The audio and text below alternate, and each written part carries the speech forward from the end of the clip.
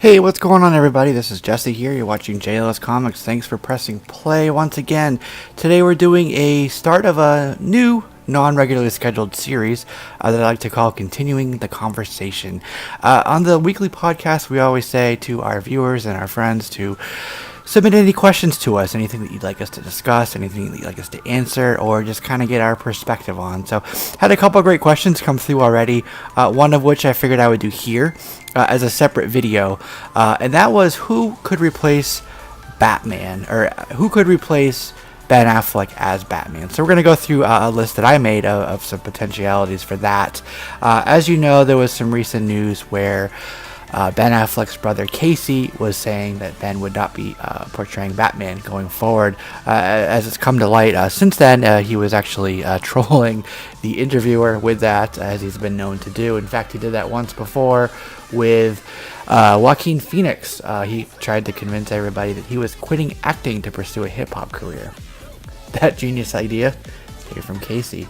So anyways, that still begs the question, who would be good to replace Batman? As we know, it eventually will be something that we would have to consider, because he won't be playing that for the rest of his career. So let's get right into it. I have a top 10 list here. These are some current actors, unless they go with a completely unknown actor, that might be something that they would do, and I don't think it will be true, but they may have Christopher Nolan's Batman come back, and again, I don't think that will happen, but there's a couple possibilities. So outside of those two, here is a list, and the first one we're going to start with is number one on the list here, in no order except for the last one. I'm saving my favorite for the last, and that is Eric Bana. Eric Bana played a couple great roles here. 2003's Ang Lee film The Hulk. Of course, he played the Hulk, Bruce Banner. He's also been known to have great parts in Troy and Munich. He played Nero on the latest Star Trek.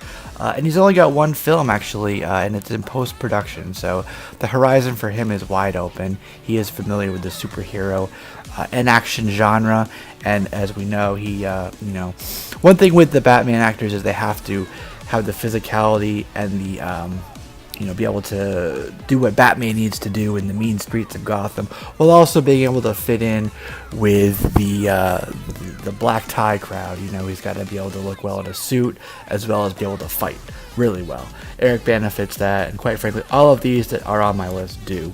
The next one I came up with for you is Richard Armitage, and at one point, rumor is that he was the front runner to play Batman, starting with Batman versus Superman.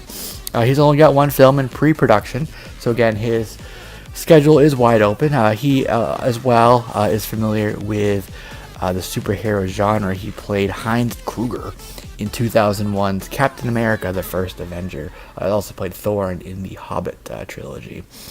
So he does know action, he does know the genre, and again, would look the part in a black tie suit. Next up, we have Frank Grillo, who played Crossbones, as we all know.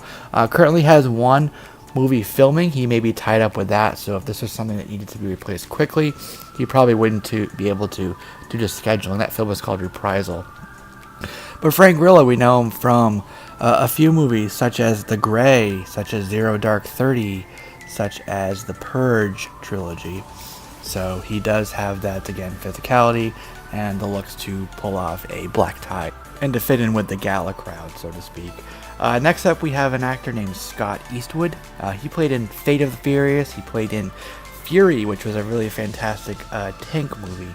Also played in Gran Torino. He was Lieutenant G.Q. Edwards in Suicide Squad, so that may exclude him from being Batman. But he only has one movie in post-production right now, so again, his schedule is wide open. That happens to be Pacific Rim Uprising.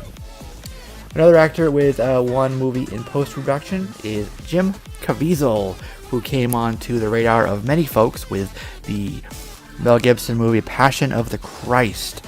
He also played in Thin Red Line. He's also known for his character on Person of Interest, another TV show that's out in the world. Next up, we have Matt Bomer.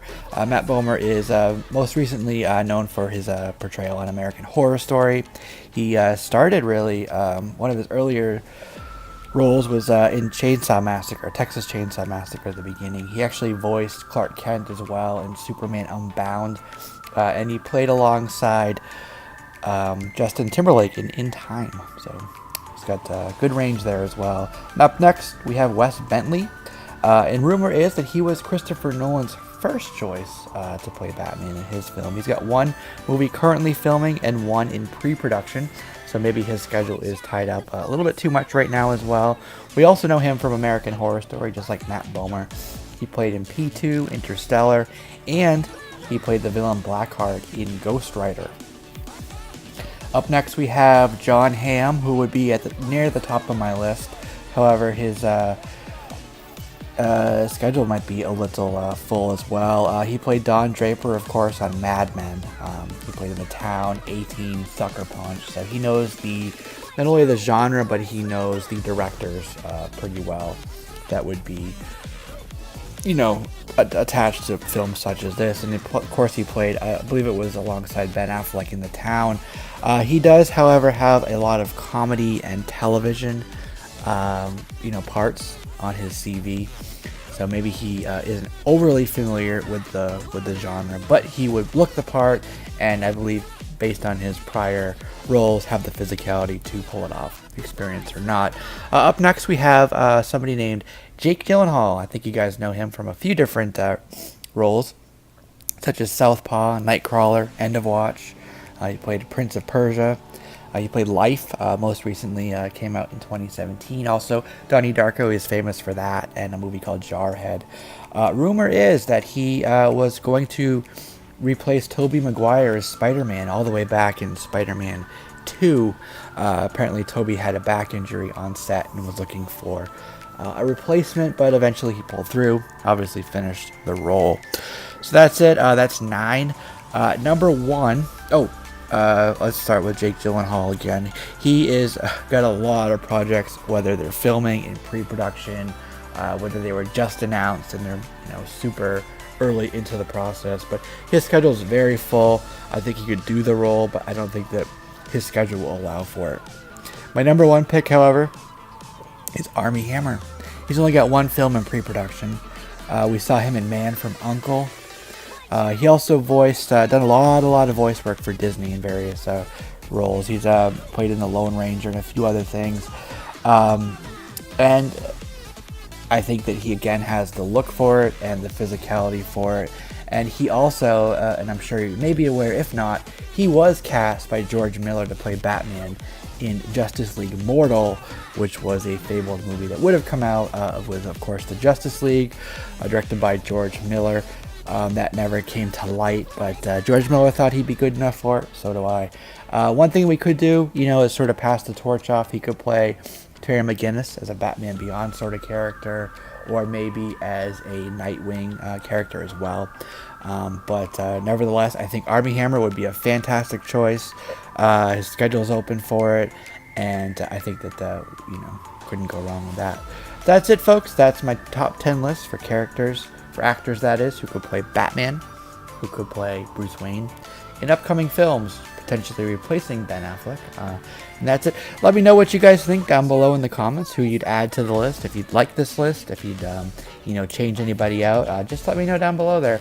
Always looking for some comments. And if you have any ideas for another episode of continuing the conversation, please let me know. Reach out to me here, or Facebook, or Twitter, or anywhere you can find most convenient. Be happy to reply to y'all. That's it. This is Jesse here with JLS Comics, and this has been a first episode of Continuing the Conversation. See you soon.